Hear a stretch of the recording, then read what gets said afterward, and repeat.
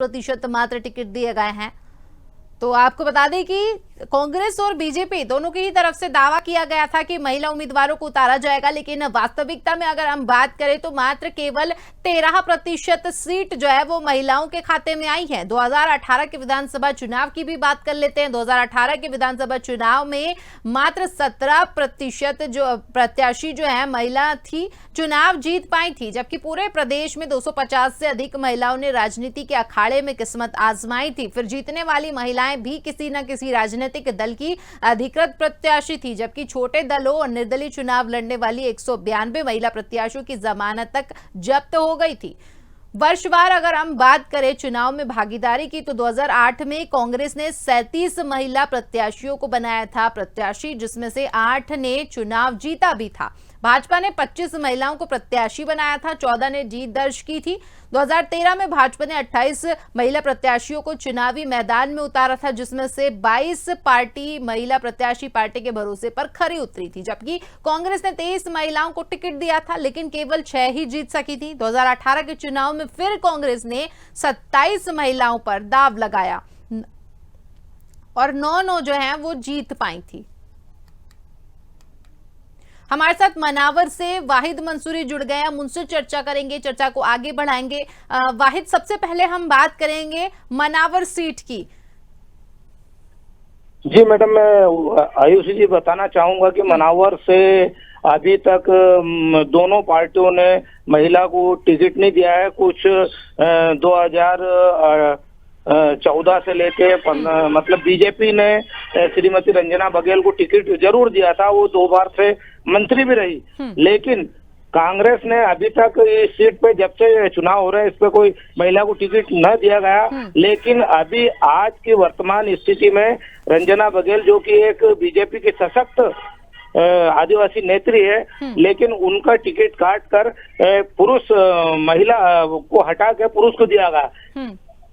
वाहिद, अगर हम बात करें रंजना बघेल की और आदिवासियों से काफी जो उनका रुझान है, जुड़ी हुई महिला है, 30 साल का जो समय है उन्होंने बीजेपी को दिया है, बीजेपी के लिए निरंतर कार्य करती रही है। कार्य क्षेत्र में की अगर हम बात करें, तमाम आयोजनों की बात करें, सभी आयोजन में उन्होंने बढ़ चढ़कर हिस्सा लिया। इतना कार्य करने के बावजूद उन्हें पार्टी नकारती हुई नजर आती है, आदिवासियों के पक्ष में बात करती है और फिर भी महिला का टिकट काट दिया, ऐसा क्यों?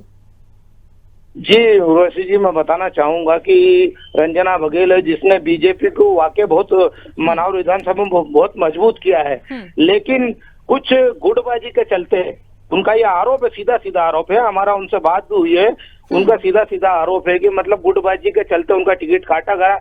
लेकिन मतलब आज उनकी वर्तमान स्थिति यह है कि वो मतलब उस सीट से आराम से जीत सकती थी इस कंडीशन में, लेकिन उसके बाद भी उनकी जीत को, सर्वे को पार्टी ने अनदेखा करके उनका टिकट काटा गया। और एक नए लड़के को जिसने अभी नए शुरुआत में राजनीति में कदम रखा है, शिवराम कन्नौज, उनको दिया गया। उनका सिर्फ बैकग्राउंड इतना है कि उनके पिताजी जो थे, वो जो उनके पिताजी थे जो अभी शांत हो गए, उनका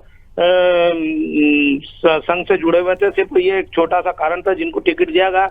लेकिन एक मजबूत महिला सशक्त, और बीजेपी महिला सशक्तिकरण की बात करती है, महिलाओं के बारे में बहुत ऊंची ऊंची बातें करती है, लेकिन जब पटल पे देखा जाए तो महिलाओं का कोई मतलब उनका जो आरक्षण निश्चित नहीं है, सिर्फ ये किताबों और कागजों तक ही सीमित है।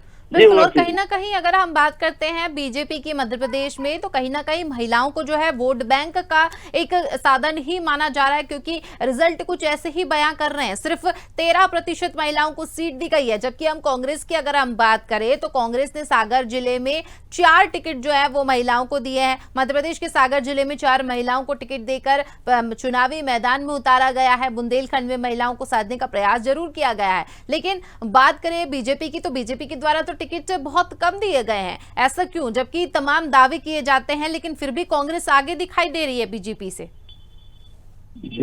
धार जिले की बात करूं और वैसे जी, तो यहाँ तो कांग्रेस ने अभी तक महिलाओं को टिकट दिया ही नहीं। बीजेपी ने तो, और अभी वर्तमान में नीना वर्मा जो धार से है उनको टिकट दिया है।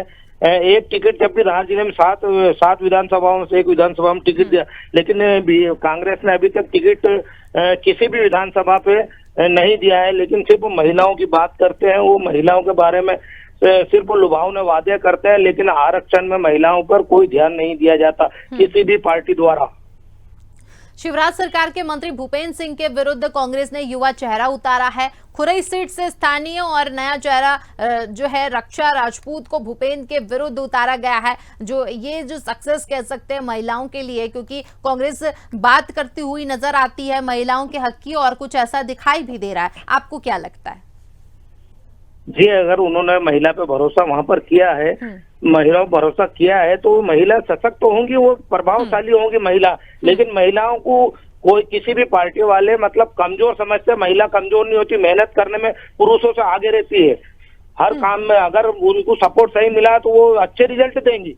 बिल्कुल। चलिए, तो हमारे साथ इस पूरी जानकारी के लिए जुड़ने के लिए बहुत बहुत धन्यवाद। हमारे साथ वाहिद मंसूरी जुड़े हुए थे, जिन्होंने बताया कि किस तरह से धार की जो मनावर सीट है वहां पर बीजेपी का दबदबा जो है वो दिखाई नहीं दे रहा है, क्योंकि महिलाओं को जो है वहां पर उतारा नहीं गया है। महिलाओं के पक्ष में बीजेपी जरूर बात करती है, लेकिन केवल 13% सीट जो है वहां पर ही महिलाओं को उतारा गया है। इस मामले में अगर हम सीधे सीधे तौर पर देखें तो 15% से भी कम महिलाओं को जो है मौका दिया गया है। कांग्रेस और